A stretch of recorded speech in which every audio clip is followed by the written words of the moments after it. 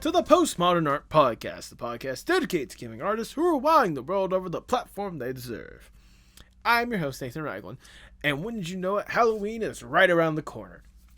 As the time for ghosts and ghouls to come out and make their presence known as some of the beasts and monsters that encapsulate what this holiday means, I just have to say, unless you yourself want to be ravaged by some of these notorious monsters, well, let's get this motor rolling, shall we? Today's guests are Ashley Nichols and Dave Capdevielle, the creators of the upcoming, independent, highly anticipated animated project, Far-Fetched. Dave is a returning guest for this podcast, Ashley being a first-time one. I was certainly excited to have these two on the podcast, knowing how much fun they seem to be having with this project of Far-Fetched. I really wanted to get in to talk about what we should be expecting, considering the fact that I am among the many that are probably listening to this right now that is excited to see what's next. So I knew it was only a matter of time before I was able to drag them in. If you aren't already, go ahead and support these guys with the links down in the description below. If you enjoy the podcast, make sure you like, share, subscribe, or follow whatever audio streaming platform you prefer. Leave 5 stars wherever you can. I see that stuff and I absolutely love it. Also, leave a nice little, 5-star review or a nice little comment in the description below. If you want to go a little bit further with that support, maybe you should consider going to the merch shop at pmap.creator-spring.com. There you can find some outstanding designs done by some wonderful artists to rep some nice, cool, comfortable streetwear that you should be wearing today. If nothing else, I hear that the hottest costume for Halloween this year is going to be a fan of the Postmodern Art Podcast. And hey, if you just want nothing more than a cool place where you can meet some incredible artists and just chat about this stuff, or just art in general, maybe you should consider joining the Discord, the Artist Sanctuary.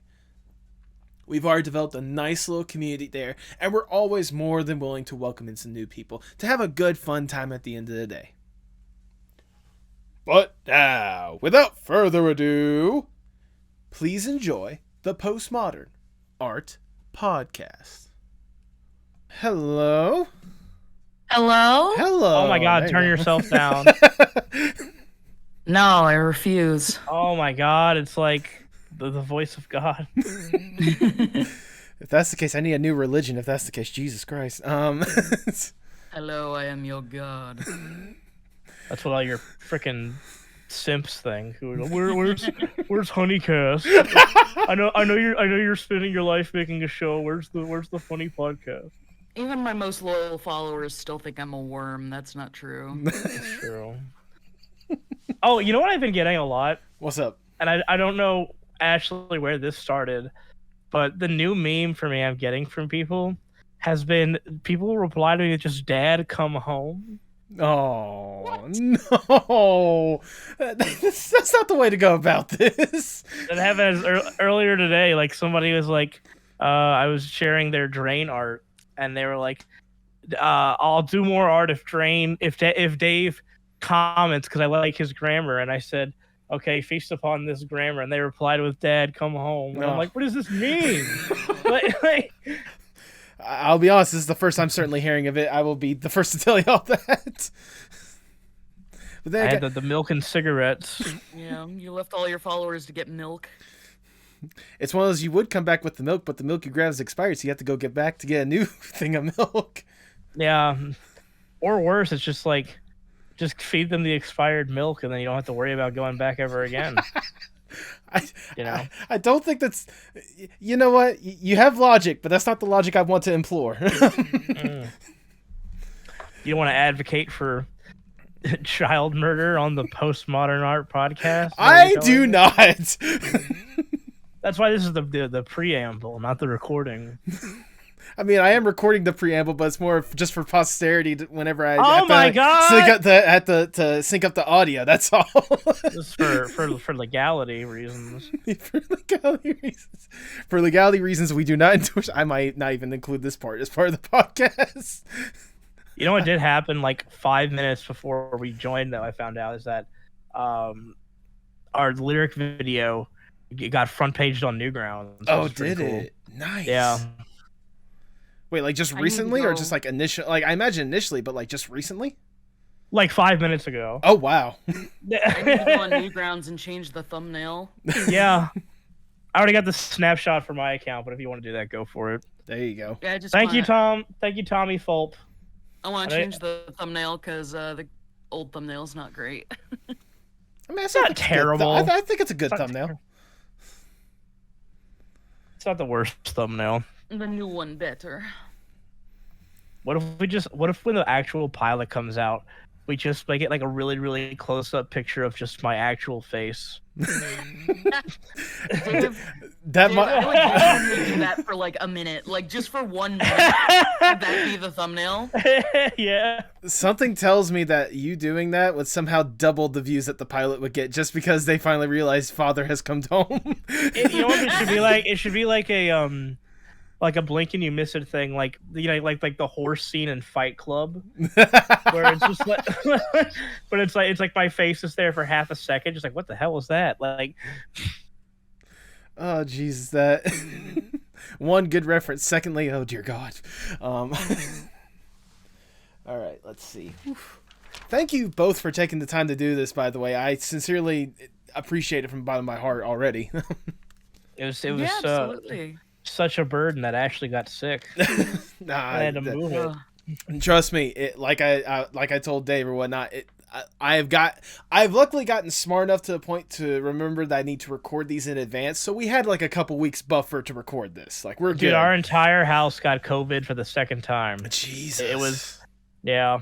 So Yeah, it sucked. it hit Ashley and our roommate Jacob particularly hard. Didn't really hit Michael and I too bad. I'm still sorry to hear that. I had to deal with COVID once. I know it's not exactly the best experience at all whatsoever. No, So. it's kind of cringe. It's big cringe. It's major cringe. I think that's a quote directly from Dr. Fauci. COVID is cringe. Oh my God. I might have to see that press conference just to make sure that you're not just spreading false information, Dave. What are you claiming fake news? I potentially. Nobody's gonna argue with me though. It's like I say, COVID's cringe. It's like, well, I can't argue with that. Yeah, exactly. It's true. Like, I think no one's gonna be there like being like, man, I was such a fan of COVID until they started making fun of it. I'm not cringe. I can't yell like that. Fuck. You just like it's to say you gotta drink something before you do that. I'll say, by the way, I know I kind of said this, but this is supposed to be premiering at like the end of the month or whatnot, so it's basically the Halloween episode. I don't know if you noticed, I got a little dressed up for it, something that I think, I know at least Dave's going to at least appreciate. I know, the most Halloween color blue. Well, I was going to say, I tried a half-assed attempt to look like Ash from Evil Dead, so. Oh yeah, you do have the blue button down. Yep. I could not find a chainsaw for me to use live in the podcast, so I just have to work with my regular hands. Couldn't make the trip to Ace Hardware. I get it. Yeah. I get it. I appreciate it regardless. I appreciate the attempt. I don't know. Did you see that we put because Tipsy and I did that Killer Clowns? Yes. Yes. And the special thanks, we put you in front of the Chiodo brothers. Aww. So I appreciate that. I know. Because obviously Tipsy, she's working with me when it comes to the podcast or whatnot, and like she's been keeping me like in the loop when it came to that cover or whatnot. Oh my God, you guys fucking nailed it! Like, everyone involved with that did a fantastic job with that. it was fun. It was very fun. Fasado too. His animation's incredible. I hope he gets more work because oh my God, like it's way too good for what we did. Fasado is the one that actually does the intro graphics for the podcast, like for this one. Okay. It actually premiered, I think, the episode after you came on, but oh dang it. well, it's because, so here's the thing. This was back in like episode 3, I want to say, after it was. Or 4. It was with Sarah Fisher, Giga Seraph or whatnot. Oh yeah, I'm familiar. After that episode, he had messaged me. He's like, "Hey, have you ever thought about doing like an intro for the podcast? Like, hit me up." At the time, I'm like, I don't know, maybe whatnot.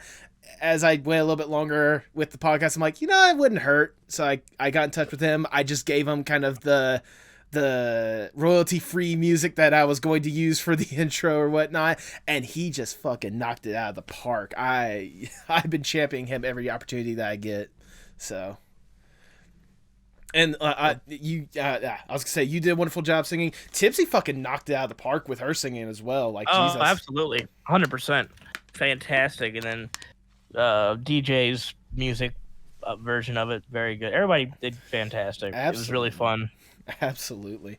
Thank you for bringing it up, because I was going to probably mention it right off the bat anyway, so there we go. All right, Ashley, Dave, before we really get going, I must ask the icebreaker question of the podcast, if I may.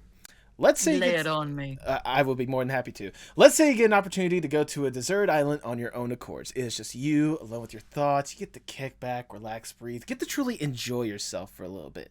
To help with whatever vibe you're trying to go with, you could bring one piece of media or one piece of art with you. If given this opportunity, what would that one piece be? Not One Piece the anime, that's for sure. No. I was about to say the entire series box set of Frasier, but then I would have nothing to play it on. No. Like, I say dessert, but like we'll give you the accommodations to where you can enjoy whatever you want on the island. You get a just small the entire series box set of Frasier and a TV and you get a small 12-inch CRT. That's the best way to enjoy Frasier. It looks better on a small CRT, dude. Fucking, we were watching Beauty and the Beast, and we have it on VHS, and we also, have it on Disney Plus, and we were playing both side by side on the big screen and the little CRT. It looked infinitely better on the tiny CRT. I wonder how much that's nostalgia versus like quality, but I could be very wrong. I 1000% nostalgia, but still. But I love how you immediately answer with the Frasier, though. I want to divulge with that. What is it about that in particular that like? Is there just like an affinity? Is that like your current hyperfixation? Like, what is it about Frasier that makes you want to bring that? Seattle. It's the smartest show on television. Like, how could you not love it? You know what? Fair, valid. Why am I arguing? Have you seen Rick and Morty? Hello, my IQ. Oh God, I've been catching up on Rick and Morty, and it's probably the worst thing I'm currently doing. With Frasier, though, it's a combination though of the affinity of Seattle, and then just the writing's just really funny. Like, no, it's just really witty and clever, and also I'm a huge simp for the city of Seattle. God, what would I bring on a deserted island? Because it has to be something I wouldn't get tired of. Mm-hmm. Oh God. I'm trying to think of like movies that I can watch and like never get bored with. I'd like footage of me kicking Ashley down the stairs. Okay, it's a good start. I'll take John Carpenter's The Thing on 4K Blu-ray. Oh, there we go. And I'll just watch that over and over again. I mean, I feel like I kind of know the answer to this, considering the fact that it's you. But what is it about that film that you hold near and dear? Perfect movie. Fair enough. It literally has no flaws. It is the only piece of media out there where I forgive them for killing a dog because it's that good of a movie. Yeah. Like, you bring that's a good point. The script is flawless, the acting's flawless, everything, directing, music. It's okay. This episode's coming out of Halloween. Go watch it, you freaks, if you haven't yet. It's like yeah, The Thing is by far one of my favorite just monster and horror movies as well. It's so fucking good. I mean, hey, do you hear me arguing against you? I mean, but nevertheless, the box set of Frasier and John Carpenter's The Thing. Those are your answers. You're locking that in. Yep. What very opposite answer? Yes, Howie, I'm ready. Let me get my case. Well, if that is the case, then I cannot think of a better way to start the Postmodern Art Podcast. Welcome, everyone. I am your host, Nathan Ragland. Feel free to like, share, subscribe, or follow whatever audio streaming platform you prefer. You can support the podcast on Patreon. Go to patreon.com/PMAP. And follow us on Twitter and Instagram at PostmodArtPod for future updates and guest announcements, including today's guests. They are the dynamic duo behind the highly anticipated indie animated series Far-Fetched. Welcome to the welcome to the podcast, Dave Capdevielle and Ashley Nichols. You know we don't speak that name anymore. I'm so mad. I'm I'm so mad. You went right to the plugs and the intro because you knew how fucking atrocious that segue was. I took it anyway. Like, you basically you shot somebody in an alleyway and immediately jumped on the train and got away. Like, I'm a person that is known to make bad jokes. I wanted to get that bad joke out of the way, so hopefully the rest of the podcast is good in comparison, okay? We're setting the bar real high this time, folks. Well, welcome to the Postmodern Art Podcast. I'm your host, Dave Capdevielle. Oh, hey, Dave. Thanks for having me on. Yeah, thanks for having us on, Dave. Yeah. So Nathan, tell us your life story. Let's see. My life story started when I was born. Well, that's real great. Anyway, so interview Ashley Nichols because she's the only one anybody cares about. Oh, don't say that. We care about you, Dave. No, Dad, come back. Oh, God. No, we care about you, Dave. In fact, I care about both of you very much. I truly appreciate. I only mess with Nathan so much just because we hit it off so well last Yes, time. we did. Oh, So. that was part of the reason why I was more than happy to have you back. Because like that, no joke. I think I've said this before. When people ask me like, what's a good episode of the podcast to start on, your episode is honestly the first one that I say, just because I loved how natural, like, just our conversation was more than anything else. And like, knowing like what you've been able to produce, what you guys have been developing since that interview, but also like Ashley getting a chance to talk to you and get to talk about the stuff that you guys are creating right now. I cannot tell you how excited I am just for this interview. But before I really get to divulge into what you are making right now, I want to turn the attention to Ashley for a little bit because, again, Dave, we've had our time. We've had a wonderful interview. Please. I want to know more or less the origin stories of Ashley Nichols, if I may. Let's interview the real star. Pick her brain. Gladly. No. I want to know more or less the origin stories of Ashley. What got you interested in art and animation in the first place? I mean, I always just really, really loved animated things and drawing ever since I can remember. Like, that's just how I've always been. And I like to jokingly attribute it to the fact that my very first memory ever was of watching Heavy Metal 2000. Oh, wow. When I was probably Hell yeah, dude. 3 years old. Way too young to be watching that movie. If you are Sammy an Hagar adult, and breasts everywhere. yeah, if you're an adult, go look up Heavy Metal 2000. You'll see exactly why that was a horrible movie for baby Ashley to be watching. But it was animated, and I was very perplexed by it. And then I just stayed very into it. My uncle always made sure to get me every single animated Disney movie that he could find on VHS. And my dad was obsessed with Looney Tunes. And he would always talk about, oh yeah, I remember going and watching Looney Tunes down at the Nickelodeon whenever there was a new short coming out. And he had all of the like old Looney Tunes cartoons ripped on a bootleg VHS, and I would watch those on loop. And my dad would tell me about how obsessed he was with Tom and Jerry, and would introduce me to that. So like I grew up with a lot of old school animation just being injected in my veins. Your dad sounds like Norm Macdonald, where he's like, "Oh, I'm gonna go watch on the Nickelodeon." That's literally how he talked. How he watched the Tom and Jerry on the Nickelodeons. And for those who don't know, the Nickelodeon is like a little theater that you played a nickel to get into, and they would play shorts and movies and cartoons and all that. That's where her last name comes from, actually. Ashley Nickelodeon. Please don't sue me, Nick. I was just about to say, it's amazing to see how far Nickelodeon, the TV channel, has come along from starting off back in the day. That actually is kind of ironic that you would go on to work, though, like your career in animation with that. It's just kind of funny.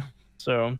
But yeah, no, if you ever want to know what the channel name Nickelodeon came from old Nickelodeon theaters. But yeah, and so then I was introduced to a quaint little website called DeviantArt when I was like 11 or 12 years old, and it was all downhill from there.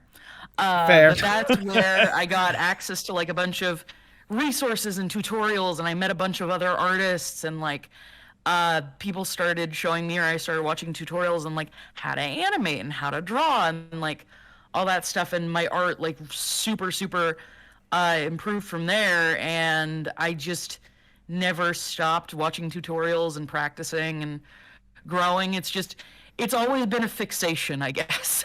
I mean, that's fair and that's valid. I mean, that's one thing that I've learned about you that I admire more than anything else is like you've, especially ever since you've like had that love from the start when it comes to animation or whatnot, like you've really gone all in head first with this kind of stuff and like truly taught yourself from the ground up more than anything else, going to all these tutorials and such. And I mean, I know especially today it's probably a lot more easier to do that than ever before. I mean, still like the fact that you went along with that, and I assume, you can correct me if I'm wrong, you kind of knew that this was more or less the career you kind of wanted to go down ever since you really went in on this. I mean, am I right in assuming that?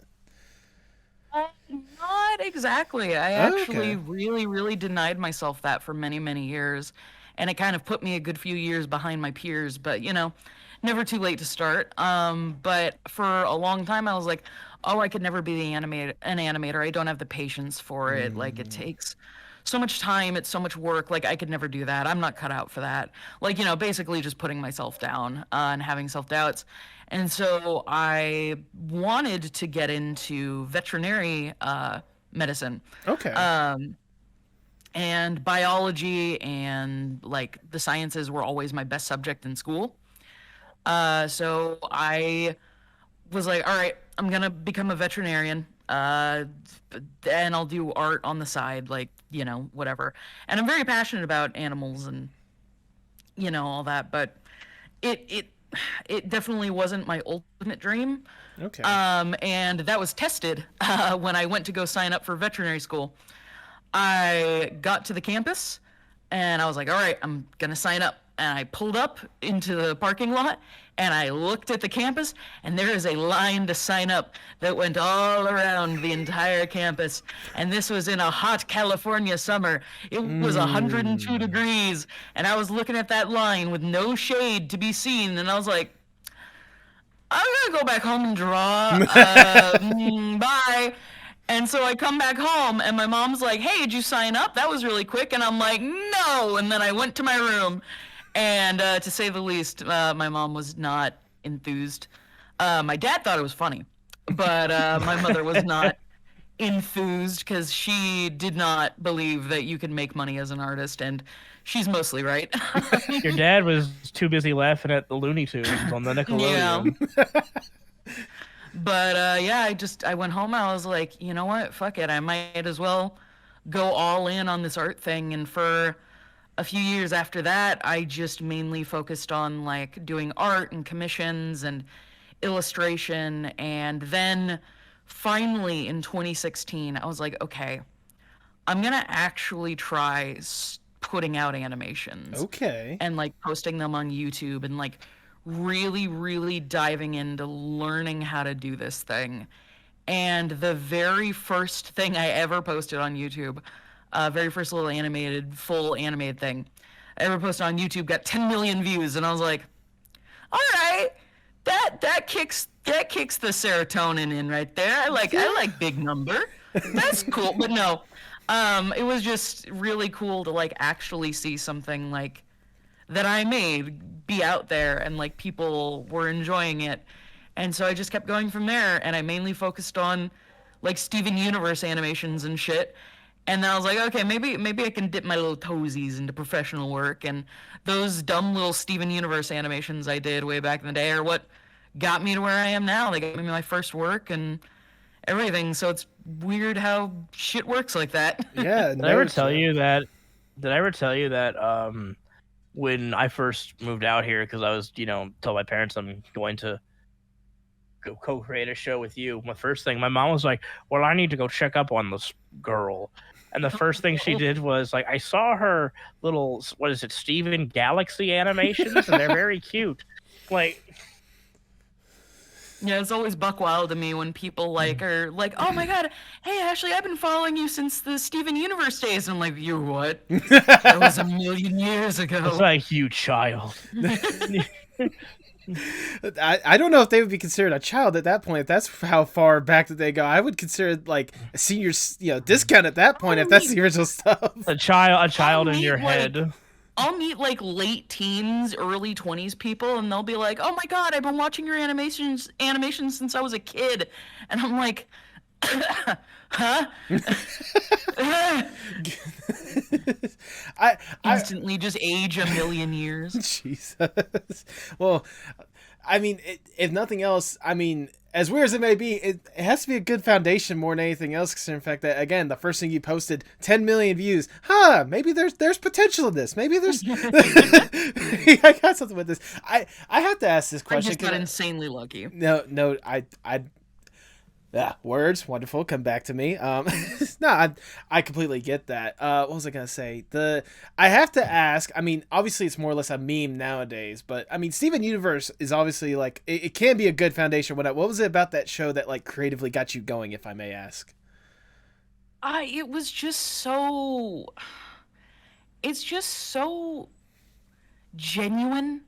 It's just so genuine in itself, and just so warm and sweet and charming. Like, I know a lot of people like rag on like the morals of Steven Universe and like, how the filler episodes can be so jarring and compared to the story and like the scheduling issues that it had and everything else. But like at the heart of it, Steven Universe is just a show about caring about other people, even if those people are broken, even if those people have hurt you.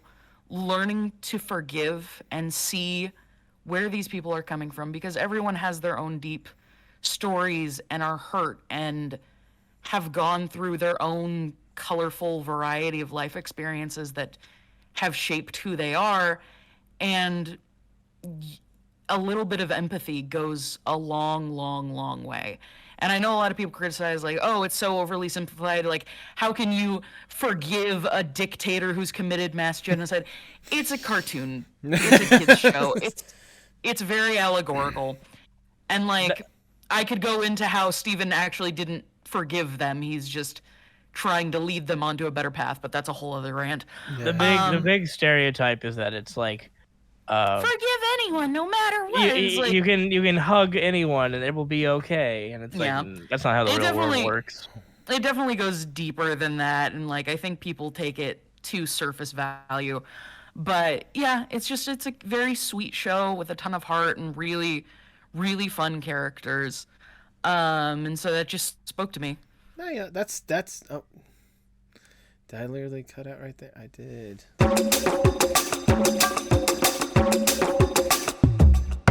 Okay. Hello? Am I back? Can you hear me? Yes. Back. Yeah. Okay. 1 second. You can hear me? We were about to start our own podcast about... What if Frasier was in the Evil Dead universe? You joke about that, but I would love to do just like a spin-off episode just discussing that alone. Can we do that?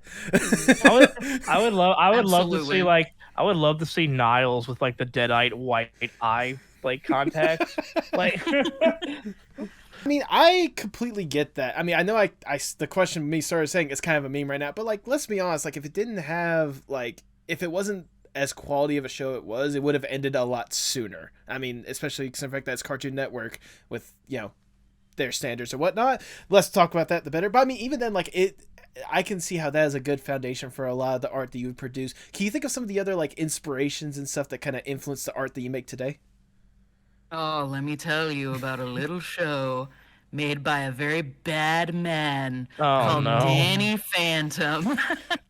You know what? I knew I should have asked about that because I think that's the one thing that I relate to you the most on because I love that show too, despite you know who. Mm-hmm. You just act like he's not because he wasn't the artist. You right. know? We do not talk about the bitch fart man. It was Guy. I almost said it was Guy Moon, but I was like, wait, that's the musician. No, Guy Moon's cool. He's fine.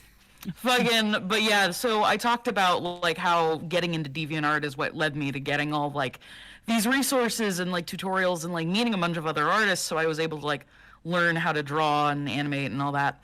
The thing that made me find DeviantArt is me as a teeny baby child Googling Danny Phantom on Google, be like, I want to look at pictures of Danny Phantom. And then I was just like, oh, what's this art? I've never seen this before. Did somebody else draw Danny and it's on the internet? That's so cool. Because I was not allowed to use the computer until I was in like 6th grade. So like all of this was wild and magical to me.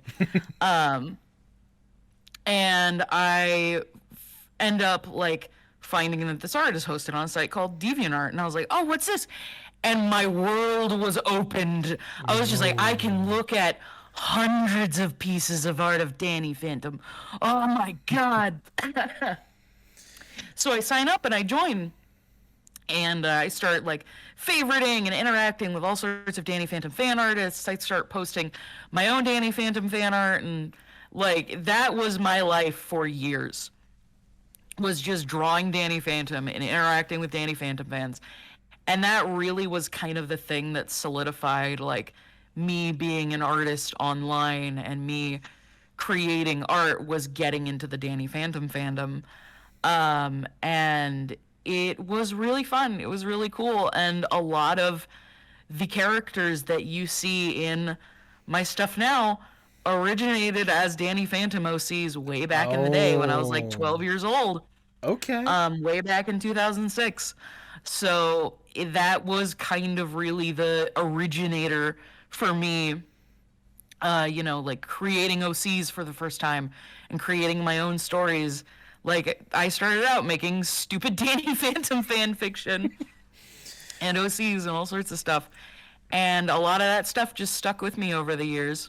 I mean, again, fair enough. Again, as a fan of the show as well, I completely get that and understand it. Despite, again, who should not be named. Well, I was gonna say, aren't you? Correct me if I'm wrong. I know that love is still like kind of there today. Aren't you involved or leading one of the? There's like a Danny Phantom reanimated or something along the lines of that. Aren't you?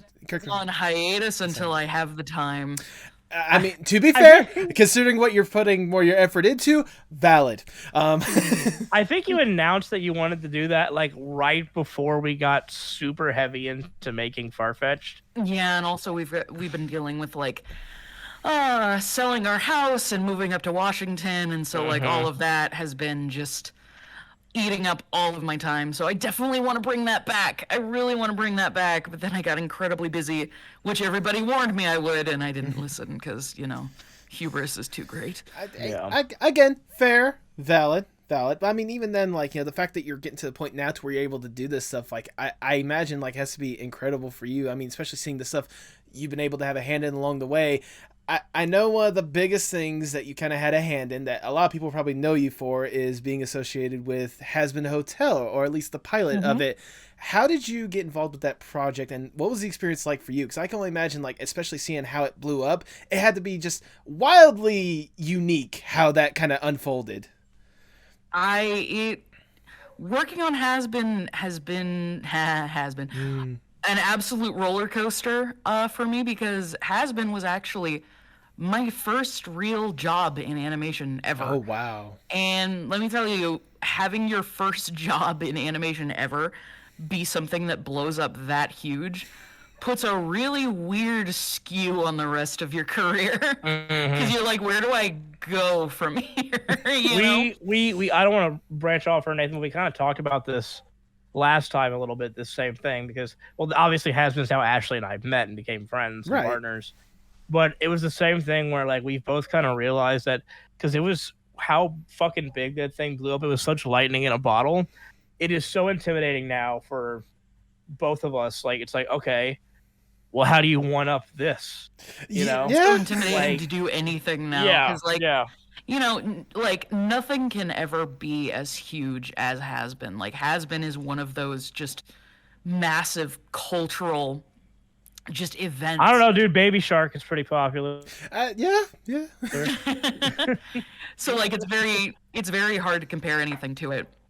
But yeah, Hazbin was the first real animation job I ever had. I'll always be thankful to Viv for giving me that opportunity.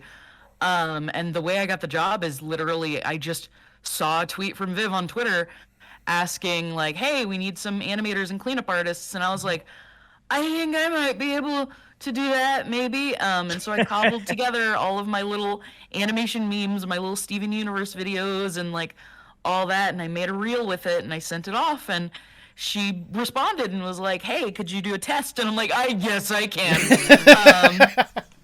And I did a test, and I got brought on to the team.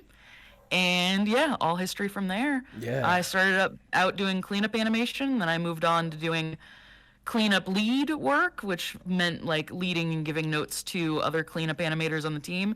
And I also ended up doing some animation as well, and it was really, really cool. I mean, it's incredible, especially like you said, this was your first animation, like legit animation job, and you're able to move up doing some incredible stuff for it. I have to know, like, concerning the stuff that you were able to have a hand in, whether it's the pilot or maybe subsequent stuff, can you think of a particular moment or a scene that you can point at and be like, that is the Ashley Nichols touch I have to this unique little project, to say the least? I think the shot that I'm most proud of for animating was probably the part where like Angel Dust is like noticing that Charlie's like really upset, and his laugh kind of like breaks, and he goes to reach over to comfort her and then decides like, fuck this, and walks away. Like, that was, I think, my favorite shot. It's a good character moment.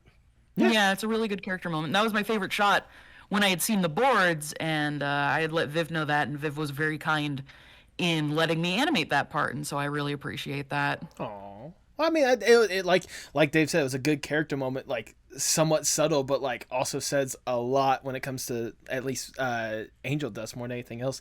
And I mean, again, like the experience from that, like I can only imagine it opened so many different doors for you, getting so many different opportunities, including, you know, a couple of shows here and there, you know, including this one little indie show that I really wanted to talk about for a quick second. You animated on Animaniacs. Yeah. I got insanely lucky on that one. I didn't even apply. I just woke up one morning to an email in my inbox just They wanted you. Saying Animaniacs season 2, and I was like, hello? What? Excuse me? And also apologies for the occasional coughing. I'm still getting over COVID. You're perfectly fine. But yeah, it turns out an animator that I knew that they were looking for cleanup people and animation revisionist people, and they recommended me, and I was just like, oh, okay, yeah, cool. I've never done work for a big studio before.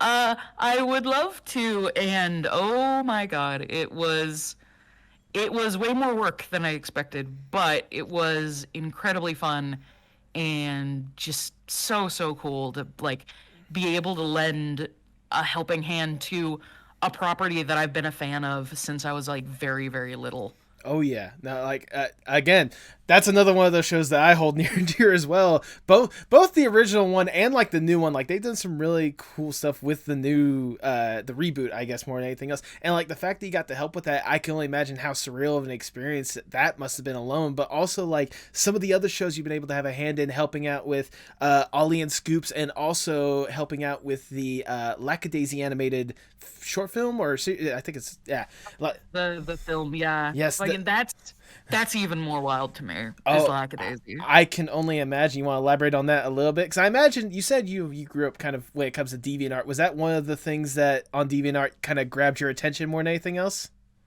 So Tracy was one of the people whose tutorials actually helped me a ton in growing as an artist. Oh wow! When I was younger, like her tutorials on how to do expressions and anatomy and like all that, I was glued to it. Like, I have been a fan of Lackadaisy for many, many, many years.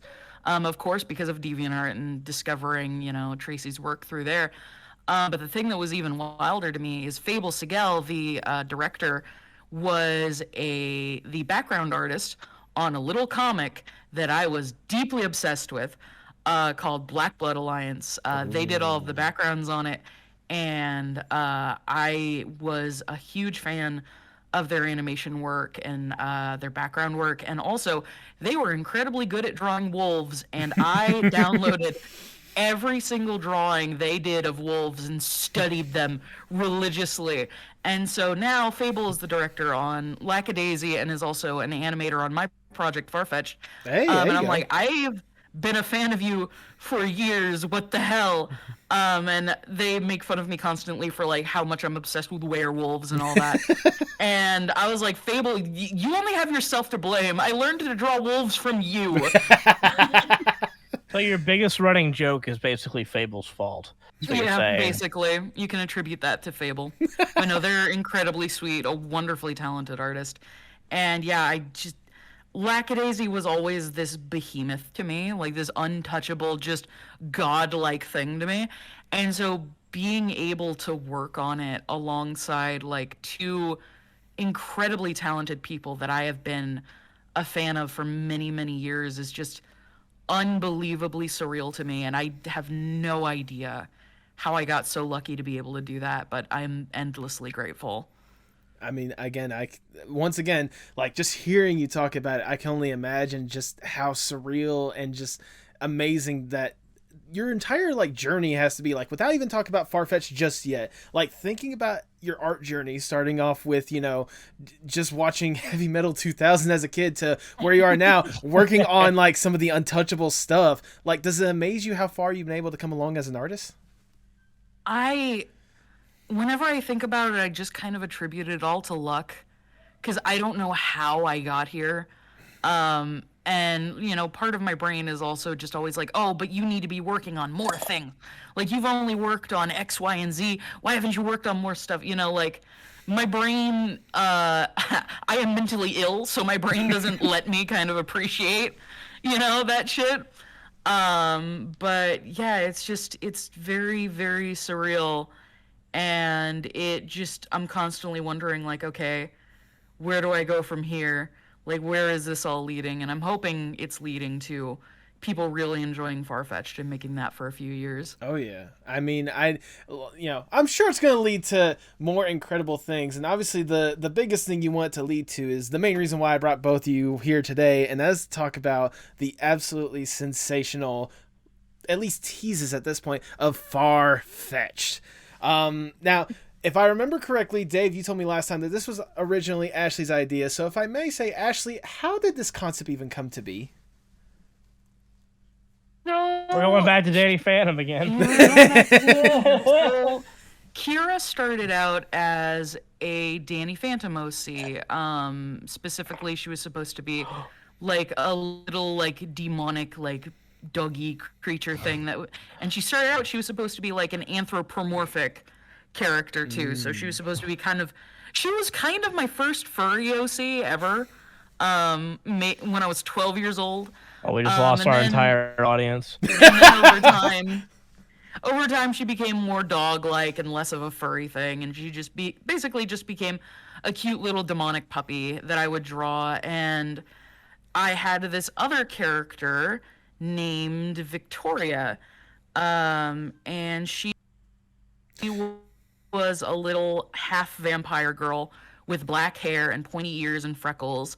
And I was just like, okay, since Victoria's half vampire, she's gonna be hunted by a bunch of people, so she needs a protector. And so then Kira became that OC's like guardian, basically. And so I would always draw them like playing together, and like, so I had all these like ideas about like, you know, Kira turning into something big and scary to like protect her from people that were trying to hurt her.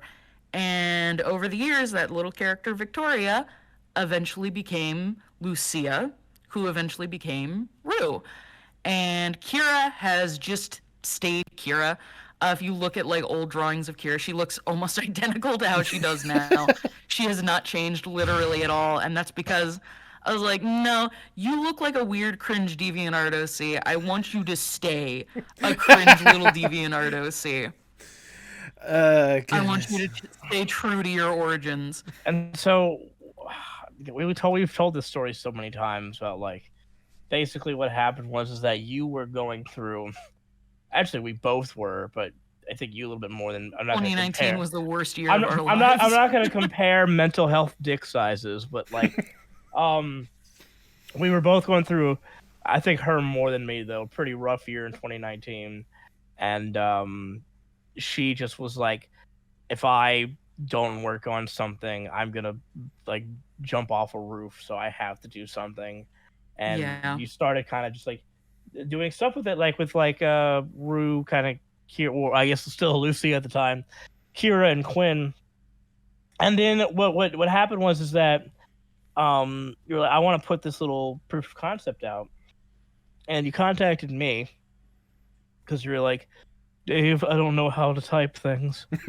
and, and then we did that just kind of. This is towards. It was either, I can't remember. Was it like right when Hazbin was finishing up, or was after the fact that this happened that we did this? It was right when everything with Hazbin was kind of wrapping. Yeah, that's what I thought. And so that happened, and then kind of wrote it, and I don't know. It was kind of a thing where it was like, okay, yeah, there's like some stuff here, but we're just kind of doing this little proof of concept thing, and then it kind of just didn't go anywhere for a while until I remember I had moved home from Los Angeles, that to Louisiana, and I was working at the butcher job again. And I remember just one day on my lunch break in my car, I just texted Ashley and I was like, "Hey, do you want to like ever like work on that Purple Dog show again?" And she was like, "Yes." And then we just started every night after I would work. We would just work on stuff, and it just fucking exploded with all the ideas we had. Basically, the thing I still look back and laugh about though is I was like, yeah, I want to work on it with you, and then you were like, okay, so tell me about the characters, tell me about the story, tell me about the world, and I was like, I got nothing. It was okay. It wasn't that I didn't have anything. I was just so overwhelmingly anxious to share anything about any of my ideas, because I was just like, oh no, Dave's gonna think this is stupid and then never talk to me ever again. So for the longest time, Dave was just like, wait, do you have nothing? Like, wait, here's the thing, Ashley. Do you have any story? And like, finally, eventually, I was like willing to like share a little bit, and you were like, oh, okay. There we go. It was the opposite. I didn't think you was stupid and I would ghost you. I thought it was stupid, and I'm like, let's make this better together. Because I liked it, because I did like, I liked the idea of this sort of like symbiotic relationship between this like monster dog and this girl who was very anxious, and I liked kind of like the sort of mental aspect of that a lot. Mm-hmm. But I did tell Ashley, I'm like, here's the thing though, you can't really make a narrative series out of just this. So what ended up happening, because Quinn was the first real character, besides those two that she came up with, and of course it's her favorite, even though he's a rat bastard. But one of the big things was because she had told me like, well, Quinn is like really big into music, and like I feel like Quinn, like he'd probably be in a band. And I was like, okay, well, what if we made the other characters like the members of Quinn's band? Yeah, Dave was just like, okay, well then why isn't he in a band? And I was like, yeah, you can do that. You can write. So what basically happened is we just expanded, and then like we came up with Piper, Warren, and Griff, and then that expanded into coming up with like the villains like Drain, and then expanded into like Reagan, Clodagh, this whole world of Veilport, all these. It's amazing how like over the course of that summer, because it started in June, like June to August, we just exploded this entire fucking lore dump of like everything, and we're like, okay, count of how many pages long our lore doc is now. And it's funny because like at the core, yeah, it's still like a big part of it is like the relationship between like Rue and Kira, but it's turned into like so much from like this little like slice of life to like that to like this full-fledged horror comedy band adventure series. And I kind of looking back at it, and I'm like, what were we smoking when we did this? Like, but it's a blessing, because I, as much as I'll make fun of Ashley all the time, I'm like, the fact that she was like, hey, do you want to make this show together? I'm still like incredibly humbled, because she's like one of the most talented people on earth. No, shut up. And I'm only saying this publicly because I just bully her in real life. Oh goodness. I mean, to be fair, like just hearing the excitement that you guys have just from like again just talking about like how it just developed more than anything else, that's the shit I crave right there. Like I love hearing that kind of stuff and knowing that there's already a lot of love and passion going into this project or whatnot. Like I've already been excited for this project, don't get me wrong, I'm already just amped a million times more. Dude, here's the thing, Ashley, we said this in the Patreon Q&A the other day about how somebody asked the same question where they're like, it is so much fun. The writing process and the idea process is so much fun. Then when you have to actually make the show, it sucks. God. But because you're like, oh, we came up with all these huge, incredible things. Oh God, we gotta somehow bring this to life. Somehow make it. Fuck. I'll say, as someone that's trying to help someone try to get their show off the ground right now, I can sort of get that mentality, just like creating the atmosphere and sort of like getting like a story out there, whatnot. That's the fun part. Now we have to focus on trying to get this thing animated. Oh, Yep. fuck. And then you realize how hard all of those fun ideas you had are to animate, and it's just like, oh no. But I mean, to be fair, you guys, of all the concepts to pick and of all the characters you pick, you guys have developed some of the most fun and unique characters that I have seen out there when it comes to some of the indie animation that is out there. I mean, it may be hard to get that animation going, but like I can only imagine, like especially with the characters you've developed, like it's got to be nothing short of a blast once you get the ball rolling. Really. Oh sure, No, and it's a ton of fun. It's mainly thanks though because we're blessed to have an incredible team that we do have. Like Ashley and I, you know, we both have our talents and our gifts, but we could never do this without the people we work with. Like never. Yeah, no, like 90% of what like people are enjoying is by our team. Because they all get it, which is surprising because this show, purple monster dog band in an ice cream truck with vampires, it sounds like the ravings of a lunatic, but like we're lucky that they get it and they get kind of what the tone we're going for with the show is and stuff, and as a result they just knock it out of the park.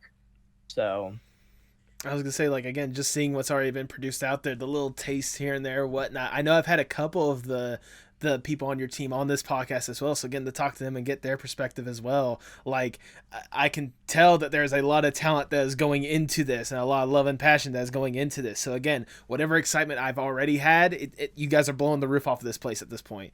I can't wait to disappoint you. Oh goodness. And I think one of my favorite parts so far is not just the fact of, again, the characters or whatnot, but also like the music. The fact that like that was something that was sort of developed into it, but the fact that you've made more or less Sesamoid a legit band and already produced an incredible song in Ventricular. I hope I'm pronouncing that right. Like, was there, like, whenever it was eventually developed that, you know, the band was going to be a legit thing, was there always a plan to have like legit music like that going into it? Yeah, We had known that we wanted the band to make songs, but then like over time we kind of realized, we're like, wait a minute, like the band in the show could just be like an actual virtual band and like have their own music presence and release their own songs like entirely separately of the show. Yeah, we looked at people like Gorillaz, Metalocalypse, and Studio Killers and kind of how they do the thing where it's like, obviously it's from a fictional program, but the band like you can actually listen to. And we like, let's do that for fun. That way it's like, you know, even if you somehow don't know the show, you can be like, oh, the music's good. So we wanted to go that route. And that's thanks like Hunter, our incredible composer, and then obviously Jacob, who gets to pull the double duty of both singing and voicing Griff, and then Brett, who does the drumming and mixing. Like, what happened was that when we knew we wanted to do the band thing, I had recently done a cover of Addict, the sort of like Pop Goes Metal cover, with those three, and befriended them. And when Ashley and I decided, like, okay, we're going to make this show like a full-fledged band and everything, I literally said, Ashley, here are 3 boys. I'm dumping them, and I'm hiring them, and you can't say no. And she's like, okay. You're mandatorily adopting these 3 boys, Ashley. You have And no it's choice. like, And I was like, all right. It's like the best decision because like God, they unbelievably talented, and like Adventricular was like the proof of that. Funny enough, that was supposed to, I'm sure it still will be, but it was supposed to just be the credit song for the pilot. But we loved it so much, we're like, why don't we just put this out there? Like, I mean, also it's valid. also, people are sick of waiting, haha. So. I can only imagine what it's like to have to wait on stuff. Anyways, no, I do want to say, like, I not only was like the song just good, like for me it hit a bit of a nostalgic bone because I could tell the influence of bands like My Chemical Romance and such, like going into that song or whatnot. Like correct me if I'm wrong, but like I can only imagine like the influence and the kind of the setting you guys are setting up for this show or whatnot. Like that has to be like just a major key, like to just really tell the story you guys want to. Yeah, it was definitely because we wanted to, since the show takes place around that late 2000s time period, we kind of wanted to echo sort of the lasting, like the tail end of that kind of era. Because a big theme of the show is kind of like the passing of time and the changing of culture and stuff. Mm-hmm. So we set it around like 2008 with that sort of sound for Sesamoid because we wanted to do a thing where it was like, it's almost like they're trying to, at the kind of the end of this sort of trend in stuff, but and over time they kind of find themselves as time goes on, more and more. But we both we grew up with that sound of bands like Green Day, MCR, Foo Fighters, so Fall Out Boy. So like we knew you can ask Dave. The only thing I listen to is basically My Chemical Romance, Blink-182, and Panic at the Disco. Which is hilarious to me because it's like I'm not trying to be flashy. I listen to everything from Talking Heads to Oingo Boingo. So it's like but that comes into the show too because we have other like Drain that got revealed. There are other forms of music in the show. So because you're gonna get everything from, like I said here, alternative rock to EDM to heavy metal to even some country like music. Country music to even some like pop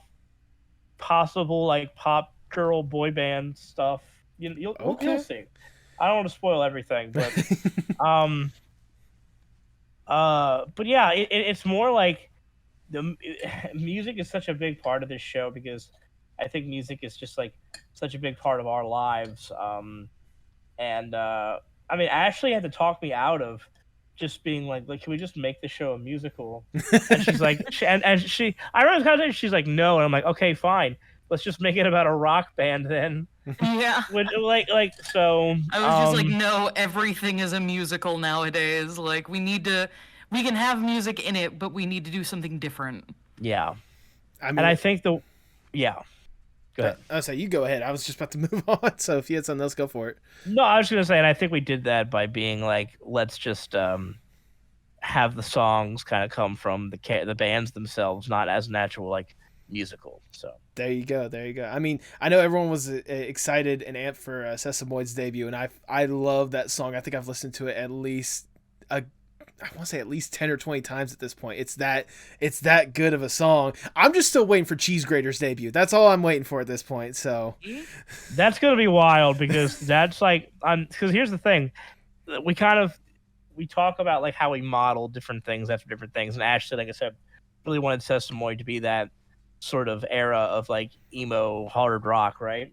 Well, I really want Cheese Grater to sound like that sort of strapping young lad era of like doom metal.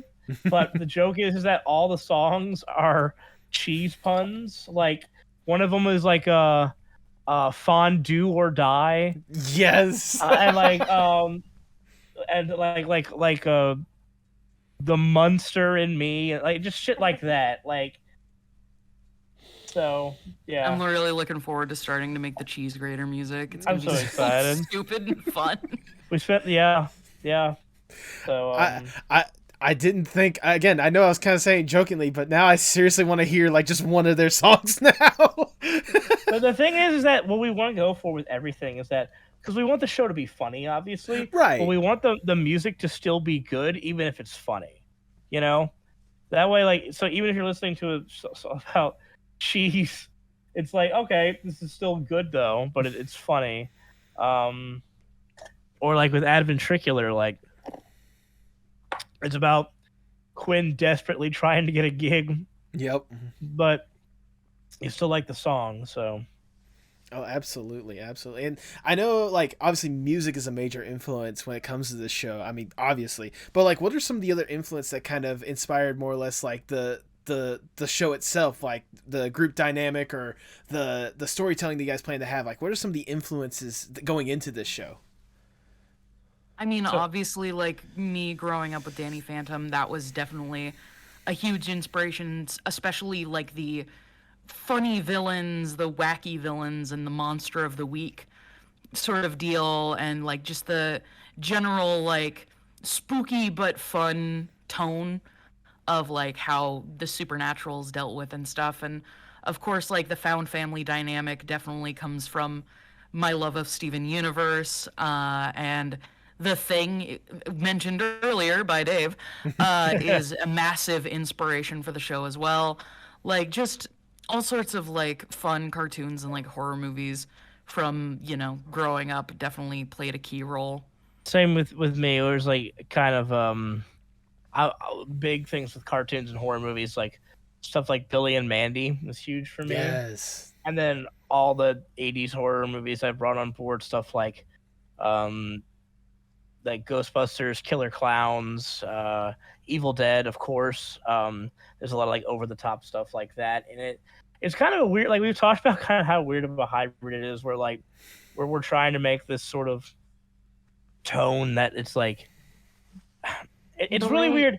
It's like the way you describe it to people, like, are kind of like one sentence pitch for people trying to figure out what the show's about, and it kind of shows the clash of themes. There are actually two. There are two we have. Yeah, the way we introduce it to people is like, all right, it's like if Scooby-Doo met Resident Evil, but for kids who shop at Hot Topic. And the other one was, I think it was Ghostbusters for DeviantArt users. Yeah. But, like, I think it's just because, and I think this is why it's interesting, because it's set a show that takes place in the late 2000s, like, era, but kind of written like an 80s horror movie. So, and I think that's just because the tone of it is supposed to be just really fun. And, like, it's called Far-Fetched. That's what's nice about it. You can get away with whatever you want. Anytime Dave and I are having an argument in the writer's room about whether we should do something or not, our best reasoning that we throw back and forth at each other is like, come on, it's called Far-Fetched. Like, unless it's werewolf gun fingers, then it's out. No, that's not allowed. Oh, goodness. What was I going to say? Like, the way you guys are describing it, I think I described this last time when you were on, Dave. I think the way I described it was basically if Ash Williams was the lead singer of My Chemical Romance, is basically like the vibe of the show. That's a good explanation. It's pretty funny, too, because, like, I still laugh where people are like, one of my favorite things, like, people ask, like, why isn't Quinn the lead singer? And I'm like, because it's way funnier if he's the drummer, because the drummers always get completely ignored. Yeah, the egotist has to be the drummer. And so the lead singer is this just complete wholesome trash boy. I love our characters. Absolutely. It's weird because, like, I know, like, they're cartoons, but there are children. There are weird cartoon children, and I love them. Like, I was actually streaming the other night, actually, because Ashley's favorite is always going to be Quinn. To be fair, a lot of the internet's favorite seems to be Quinn right off the bat. Well, let me tell you right now, Drain is the hot ticket item. Oh, absolutely. I won't lie. Drain's giving Quinn a little bit of a run for his money. Well, it is all in my heart. My two favorites have always been Griff and Drain, but Clodagh is very close third. Clodagh's definitely very up there. Absolutely. I think the fans will come to appreciate her even more once we actually are able to show more of her. And then actually, the more and more we've made Piper just completely like, sort of like, kind of theater kid chaotic, the more and more she's become to the top of my list. Like, it's great. Like, I don't know. I think we're just both really flattered that, because we're working on obviously getting this first pilot out so we can make the show. Is that like we're flattered that people have fallen in love with these characters and this concept enough that like we have this many people kind of waiting for it. It's intimidating in a way, but it's also flattering. I mean, that's scary because you don't want to disappoint people, but it's also like, oh my god, people actually care about like these little goofballs. I mean, come on! Like, it's a fucking band named after the bone in your toe, and like that's awesome. I let you get away with that. I know, and people love it, and it's great, and I'm happy. Like, I don't know. I think we're just both. I mean, Ashley can say no if it's not true, but I think we're both just very flattered at the response to how things have been. No, the response has just been incredible, and like it's so easy to like get into your own head and be like, why would anyone like this? Like, this is just like goofy and fun to me. Like, what if nobody ever likes it, and like stuff like that, and seeing like how strong the response is and how excited people are is so fucking cool, and just it makes me really happy that I decided to like give this crazy thing a shot. But it's also unbelievably intimidating because I'm like, fuck, now I have to make sure it's good. I mean, to be fair, I'll just say, like, you guys might, worry about like disappointing or whatnot. Or surprised by the reception or whatnot. You guys made it really hard to hate this. To be 100% honest, like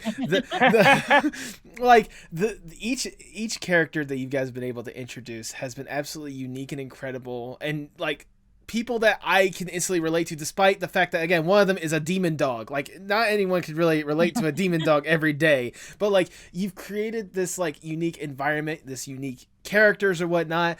You've introduced both nostalgia but yet something absolutely new and incredible in a amazing concept. Every little bit that you guys have been pushing out there, like, it's just been more and more like it's been incredible just knowing, once again, everything that's going into this silly little far-fetched show more than anything else. But again, you made it hard to hate it because every little bit just gets us more and more excited. I'm glad we're not perpetuating woke culture with all of our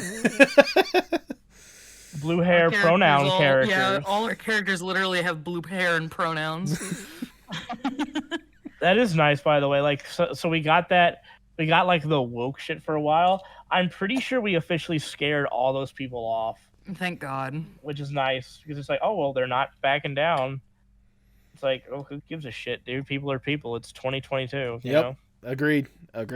I mean, especially whenever you have, again, such strong characters that would invoke the woke culture more than anything else. Like, if nothing else, they'll just chase Kira on them and just scare them all away once and for all, right? Yep.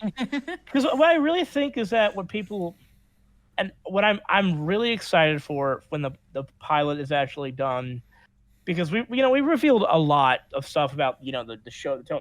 What I'm really excited about is that I don't think people are going to expect kind of just how sort of fun and over the top we kind of went with this pilot, because we haven't revealed sort of, and that's on purpose. We've revealed so much shit online, but we haven't really revealed like what happens in the actual pilot, just the setup. Mm-hmm. And that's on purpose because I think people are genuinely going to be kind of like, holy shit, that was cool. Like when they see kind of like how kind of crazy we did, because Ashley was the one who's like, you know what, let's just fucking throw everything at the wall for this. and we did. So I mean, like I joke, so. I joke that, like that teaser we put out, the minute-long teaser. Mm-hmm. I joke that that's the most boring part of the pilot. Because it's like we needed a place like where you can meet all the characters, which is why we did that part.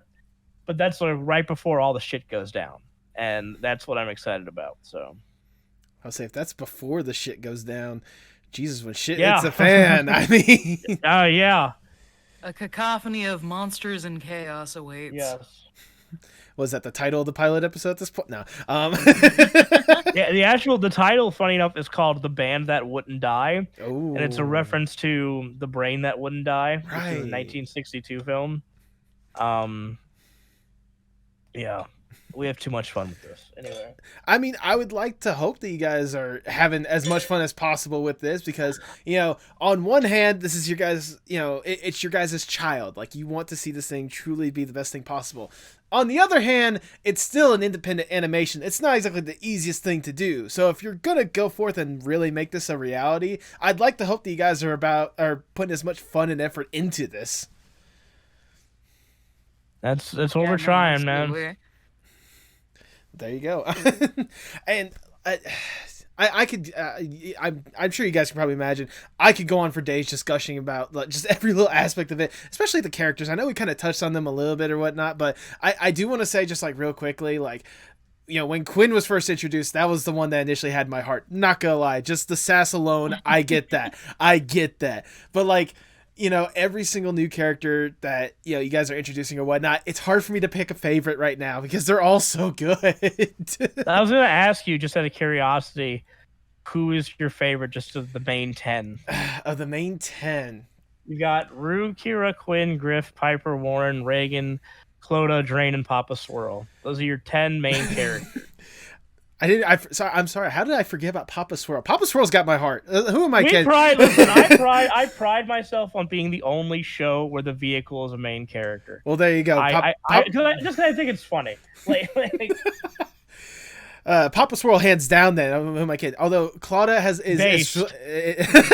I'll say, though Clodagh is slowly creeping up. I need to see more than like 2 images of her, and then she'll probably overtake it easily. Once we're finally able to do episode 1, I think a lot of people are really gonna fucking love Clodagh. Dude, episode 1 is like, I've told this to Ashley. It's like, obviously we're getting the pilot out, but like, I'm more excited about like episode 1 than anything because it brings in all the characters. And the third act is insane, and I'm just like, oh, and Clodagh's in it, and it's really funny. At least and of course Drain's in it, which is what everybody wants. Yeah, everyone's going crazy for Drain right now. Jesus, there's gonna be a ton of Drain in episode 1. I expected, like, I'm not an idiot. I know people are simps online. I expected, you know, some kind of reaction. I did not expect that big of a reaction to Drain. I mean, you guys create a fuckboy. What'd you guys expect? No, we initially actually didn't want to reveal Drain until the pilot was out, because he does have a very small role in the pilot. Okay. But you'll definitely get to see him and hear him and all that. But we were like, we want to keep that under wraps. But like, as time went on, I was realizing like the one thing that the fandom and like people that were checking out the show were kind of missing and wanting, very fairly and understandably. They were like, okay, like we get that it's about this band and like purple sparkle demon dog and like all that, but like, what's the conflict? Like, where are your villains? And we were very, very precious about them and like wanting to keep them under wraps and save them as a surprise because like there's a ton of aspects to this show that like people don't know about because we're keeping them, you know, super under wraps and a surprise because we don't want to like, you know, reveal our entire hand too early on. But that also leads some people to being like, okay, well then what is there to this show? Like, I don't get it. So it's like, okay, well, we'll relent a little bit and like share a little bit. And so we finally decided to like share Drain because we were like, yeah, no, that's not a huge spoiler or anything like that. And we want to be able to like show off some of the conflict and like some of where the story is going to go. And my gut had been telling me for so long, it's just like, I think releasing Drain upon the world is really going to help the fandom and like people like grasp onto like the tone and the characters and like where we're going just a little bit better. And yeah, the response to him has absolutely been insane. And I won't lie, it was the response I was hoping to get, though, because I love Drain so much. He's such a fun, stupid piece of shit character. Like I said, he's definitely, besides Griff, he and Griff are tied for my favorite as far Just as absolute children. shit lord boy. I love him so much. He's my terrible I son. think I love them because they're both the trash boys, and I'm a trash boy myself. There you go. So, Little goblin children. yeah, but yeah, and that's the thing is that like because there are quite a few more villains in the show as well. But the thing was Way that more.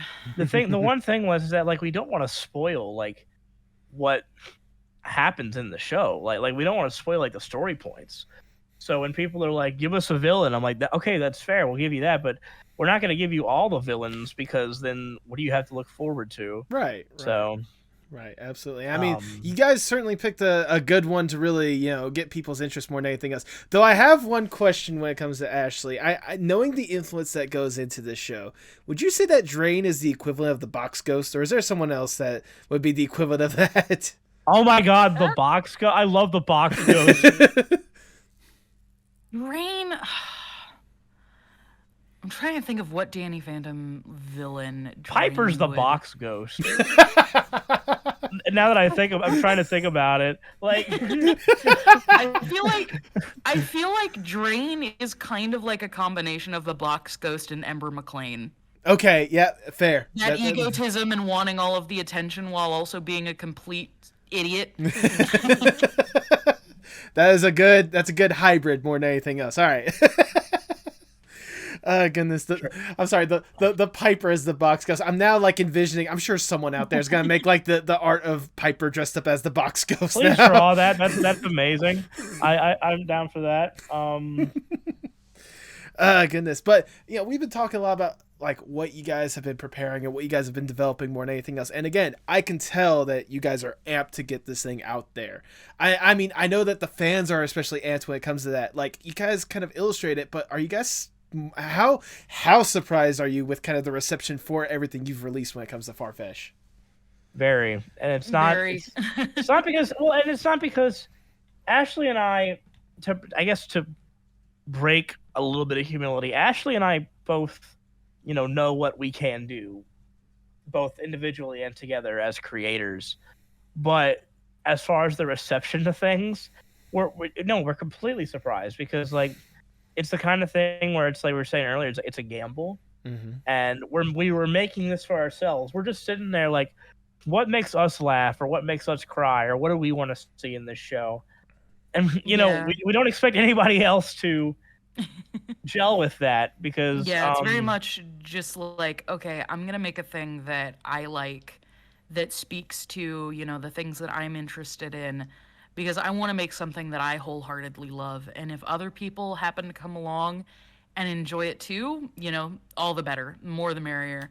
But the fact that like the response has been so strong, like, is just always so shocking.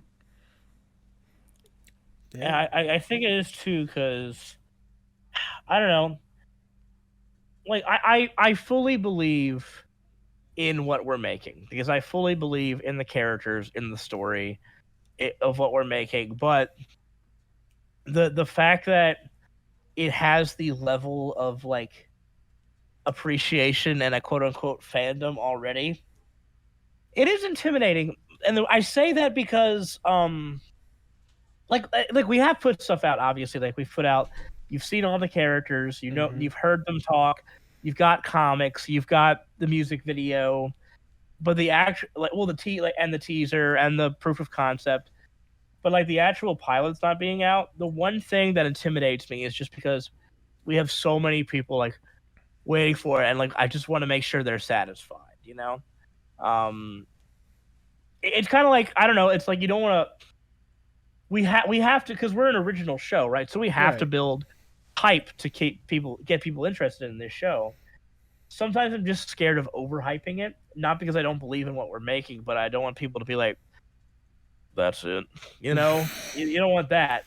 But I don't know. That's my one personal like fear, but I don't even know if it's founded or not. It's just a very delicate balancing act of like hyping it and promoting it and like Yeah, sharing exactly. stuff while also like remaining, humble and like holding as much back as you can to keep, plenty of surprises for later on. Which is why we try to have like we run like especially like our Twitter. We try to have a lot of fun with it the way we run it. Like we're constantly like telling jokes and making fun of ourselves and stuff because we want people to know it's like yeah, we're proud of what we're making, but we also know that it's what it is. It's goofy, so we want to we don't want to be pretentious. Yeah. No, absolutely. I mean, even then, like, I think the way you guys have gone about, like, promoting it or whatnot, it's been great. It's been wonderful. You guys have been getting the excitement, but at the same time, like, obviously you're not giving too much away. You're keeping people, like, within a good arm's length distance of showcasing this stuff to where people definitely want more. I know I'm certainly a example of that, honestly. But, like, I have to know, obviously, again, a lot of love, a lot of passion, a lot of stuff going into this. Whenever the pilot is ready, and I'm saying this in sincerity, please take your time. We are not here to rush you. I know we're excited, but we want the best thing possible. If that means you need to take as long as possible, do not worry about it. We will wait. But when the opportunity does arise to where we will be able to see the pilot and see Farfetch as a whole, what should the fans expect? To piss your little pants. Well, hopefully it's going to be 2023. Okay. The pilot's going to be about 8 minutes long, I believe. 8 to 9. Okay. Yeah, 8 to 9 minutes long. And you'll be, of course, seeing the entire gang. You'll be seeing Drain. But there's also a whole new group of characters that are also going to be part of the pilot and causing a lot of the mayhem. We will have revealed their voice actors by the time this podcast is out. Okay. Yeah. Okay. I'll say that. It's called The Band That Wouldn't Die for a reason. Okay. It's the very quick summation I'll give is that the pilot is about Sesamoid are going to shoot their very first music video that at this abandoned campsite called Camp Crag, a couple miles outside of Valeport. Okay. And basically Quinn just wanted to do this, and they went with like no preparation. So all they have is just like one camcorder to shoot the thing on. They don't even have a tripod. And then they're trying to set up to shoot this very amateur music video. And through the process, being in the woods, things go wrong. You'll just have to see what happens. Because they go really wrong, and a lot of things, happen. So, I mean, again, with the title of The Band That Wouldn't Die, I'd expect a couple things. That's another thing I forgot to mention, like, super duper quickly. The voice acting you guys have been able to get for Farfetch and whatnot has been outstanding. Like, every little bit that we've been able to hear them, knocking it out of the park. Good job on you guys for that one. They are. Our voice actors are all incredible. Their cast is insanely talented. Like everybody, it's just they've all brought their A game. They get the characters. So, like just the other day, I actually was doing a couple pickups, not for the pilot, but for this little secret thing working on for Halloween for you guys. Of just like some tiny little just like noises and stuff. We're working on a couple secret Halloween things, actually. Yeah, actually, this month I feel bad because like they're probably gonna be out by the time you hear this, but we're giving you a couple treats this month. But one thing was I had to do some pickups of just kind of like grunts and groans and laughs and stuff from the characters, and our actors and actresses just get it. They just get the characters. They know kind of what they're going for, and it makes it so much more fun and easier to when you know they like it. It's not a chore for them, which is nice. Well, there you go. I mean, it's I can say it a million times over, but I'm just excited, especially knowing everything that's kind of going into this and knowing what's going forward with Farfetch. The excitement is not far-fetched for me, if I may say. I think it's very reasonable. Nice. I told you I had to get at least. I'm the person that says the bad jokes around here, but we've been talking a lot about what you have been able to produce. If I may, for this next question though, I want to give you guys more or less the dream scenario. let's say boy. let's say I am Big Shot Mr. Moneybags. I come up to you guys. I'm like, look, Ashley, Dave, we may have asked you this before, but we know that you guys can do some incredible stuff if given the proper opportunity. You just need a little push more than anything else. We have access to anyone and everyone in whatever industry possible, and more money than there should be possible. We could probably be, funding so many different, projects to help people with certain things, but we'll focus on that later. Right now, we're focusing on you guys and you guys alone. If given this opportunity, what would be your guys' dream project, and why would it just be 20 seasons of Farfetch'd? It's funny. We've talked about like this hypothetical here is really the only scenario in which we would like. Because we're keeping this show independent online, right? The only is if some, and this will never happen, but like if some, like you said, Mr. Moneybags came up and said, "Hey, I like what you're doing. I just want to give you a lot more money to keep doing it."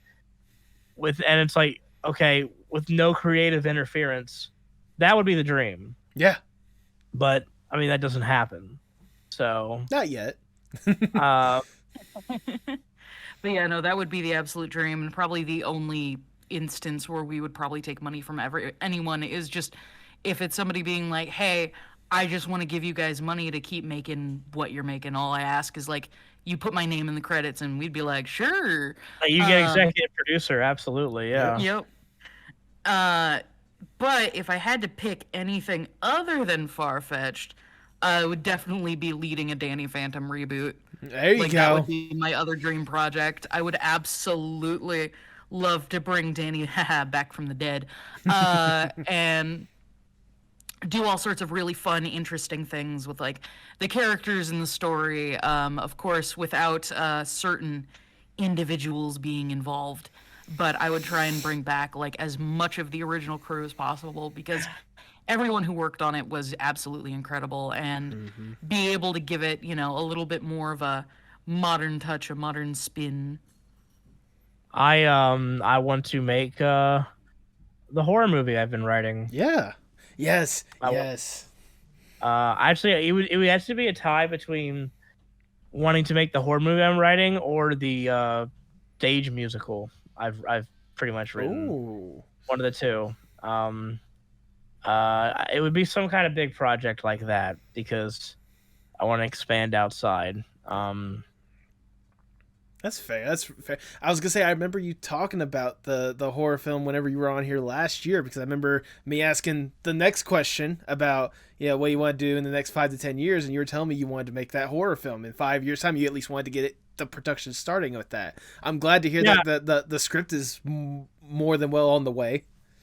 Yeah, it's being worked on. I think it's funny. It's just that, like, at the time when I said that, I don't think I expected our show to kind of have taken off as much as it has. So then it's like, because both Ashley and I think we're blessed for this because like this is our job, but like there's like a lot of stuff we haven't been able to do because we have to focus on this, Right. Like right. she said earlier, like the Danny Phantom reanimate can't really get done. I can't really,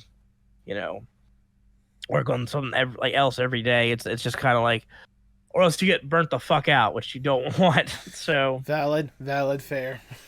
But yeah, I don't know. I'm happy.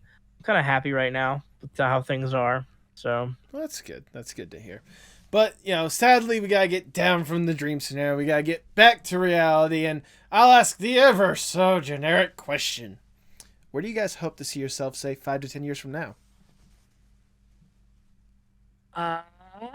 Dead. I would love to see myself living back in Seattle with a nice cozy house and all of my sweet animals, just continuing to work on animation and bringing fun little animated things to life, be it still being Farfetch'd or be it some new adventure. I want peace and I want to make things. That's all I want. 5 years from now, I listen, Ashley and I are best friends, creative partners, but I do not want to live with her forever.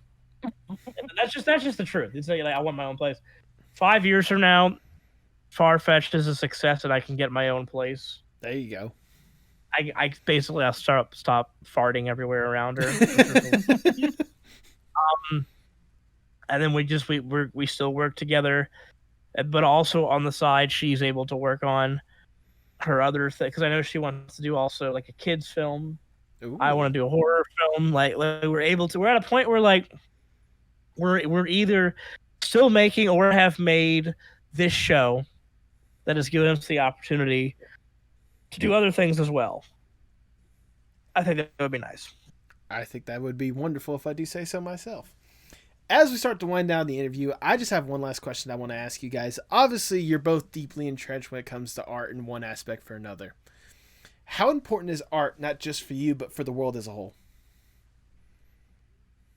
I mean, art is everything. Art is everything everywhere. Like, every product you buy, it's art that, like, is what makes the labeling and, like, you know, the design of the product.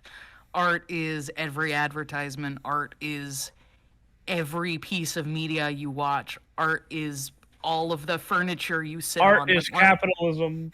art is art is everything. Art is everywhere, and it is wholly integral to the human experience. But on top of that, it's something that helps you express feelings or helps you process feelings and helps you explore, you know, realities or emotions or ideas that you might not have ever considered. It is one of the most important parts of being human and one of the big things that separates us from the rest of the animal kingdom. I don't think you can consider us as a society like humans if we don't have art.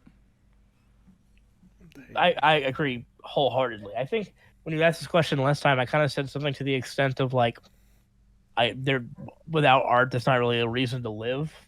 Mm-hmm. Not to be morbid in that way, but like, because art is one of the few things that, like, kind of like Ashley said, we as humans have found something to offer and create and invent ourselves, like that wasn't already there. You know, what's our contribution to existence? And then just the idea of like, we're all stuck on this rock together. Let's try to entertain each other. I think that's a beautiful thing at the end of the day.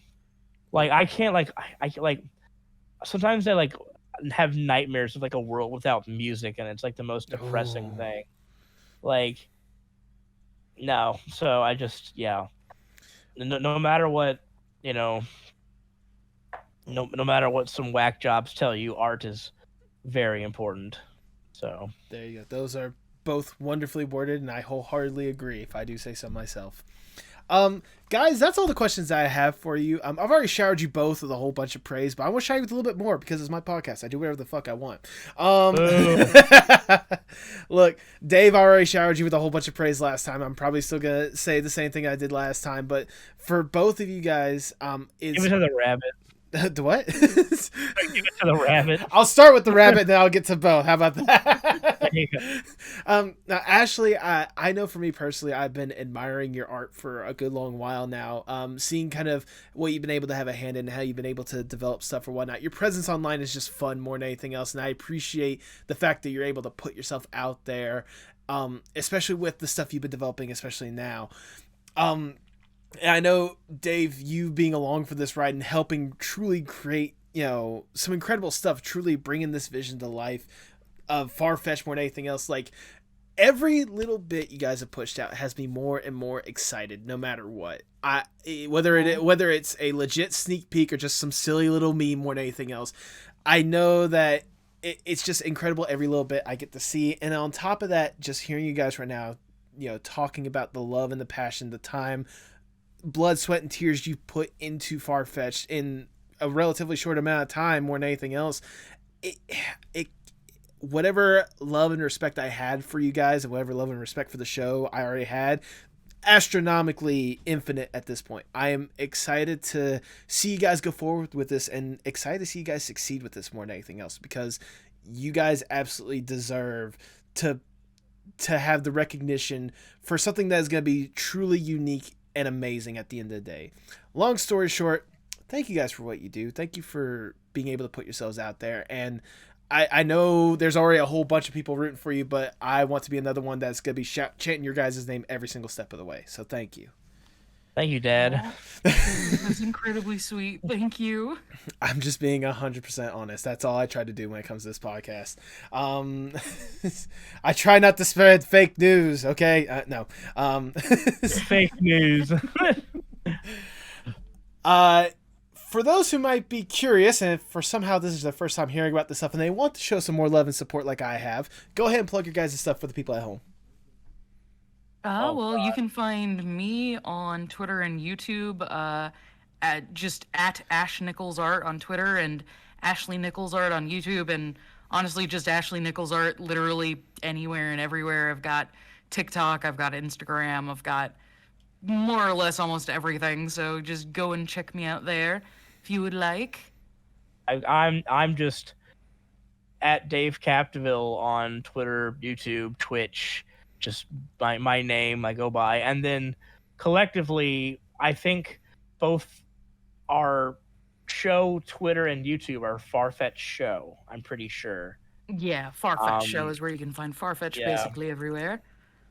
That's where you'll find our joint shenanigans. There we go. There we go. I was gonna say, are you also gonna plug Gary Busey's Twitter like last time? No, Gary Busey has done some not so cool things recently, so I'm done with that bit. All right, duly noted. You know what? You could promote the Alf Twitter. How about that? It's even better. I will, because they follow me. Yes, they do. I will promote the Alf Twitter at, what is it even, like the real Alf or something? Yeah, something along the lines of that. I'll have it linked in the description below, as well as any links you guys may have missed. It's at Alf for real. At Alf for real. Do you guys have any final words before we sign off? Don't go chasing waterfalls.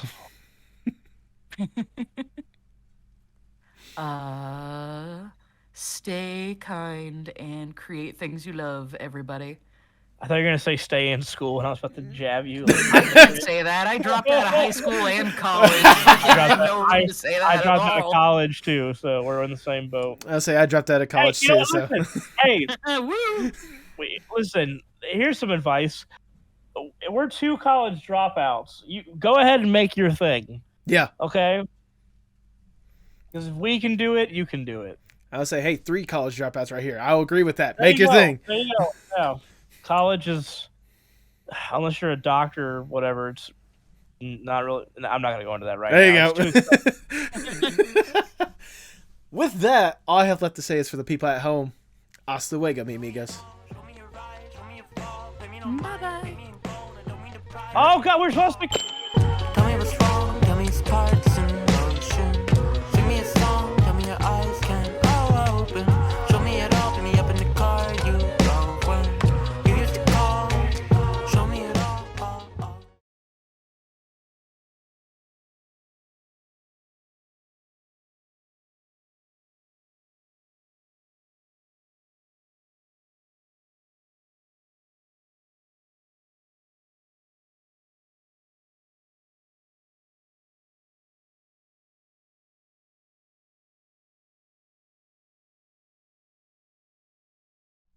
Thank you so much for sticking around to the end. If this is your first time listening, I cannot tell you how much I appreciate you sticking around to the end. Or if you're returning and listening, if you're sticking around to the end, thank you. I hope you enjoyed this episode as well. I knew it was only a matter of time, at least for me, before I had Dave back on the podcast and Ashley on the podcast in the first place. Knowing the amount of talent and fun that is going into Farfetched and the stuff that they were pushing out or whatnot, I had to have them on at some point. And if you guys are listening to this, thank you, Dave, and thank you, Ashley, for taking the time to sit down and do this. I genuinely loved and appreciated the conversation that we had. I especially loved the amount of love and passion you guys had for Farfetch. Just hearing you guys talking about it, like going over each other and going through like some of the details and some of the development of it and whatnot, like it's the kind of passion that I love to see online creators have, or just creators in general, hearing the kind of passion that they have for their project. I know how much this means to you guys, and I was glad to be able to to truly get to know it and let it sink in a little bit more. I know that for me, it's the same kind of love and passion that I try to have for the podcast. And it's the same kind of love and passion I try to have for like other projects as well. I know one of the biggest one that I kind of announce elsewhere or whatnot is me and Tipsy J Hearts. We are working together. Well, she's creating, I'm helping with the writing, but we want to make the Evil Little thing a reality. Her little animated short, Nemo and that, fun, fantastical little crew. We want to make that a reality. And, talking to creators like Ashley and Dave and talking to some of the other people that I've had on this podcast, hearing the passion that they have for this kind of stuff, it's the same kind of love and passion I want to put into everything that I do. The way that they talk about that stuff, the way that they want to do everything humanly possible to make that a reality, that's the kind of stuff that I try to replicate and try to push into whatever I'm given and whatever project I want to do. With this podcast, you see that with the guests I continue to try to bring on and the questions I try to develop. With the Evil Little thing, it's the script and trying to make sure that we are able to tell the proper story that needs to be told more than anything else. Because I want that to be a reality. I genuinely think there's something incredible there, and I want to see it brought to life. More than anything. In other words, I appreciate conversations like this because in turn, I take what you guys say to heart. I take what these creators are saying to heart, and I try to reemphasize that in whatever I'm given. Hearing the love and passion you guys have makes me want to make sure that I put that same amount and I push out that same amount with whatever I do. And I sincerely hope that you as the audience do the same thing. Like hearing, Ashley and Dave and hearing everyone that I've had on here, like, talking so much about what they are doing and how much they love it or whatnot, that's the shit I crave more than anything else. So I sincerely hope that today's episode, if nothing else, is a good foundation for you guys to push forward and put so much love and passion into everything that you do. Because I know if you push forward as much time, sweat, tears, love, and effort that these guys and any other guests I've had on the podcast, if you're putting that much into this, whatever project you guys are doing, it's going to be incredible. I know it's going to be incredible. Keep up that love and passion. Do some incredible stuff. I love you guys. Have a wonderful week.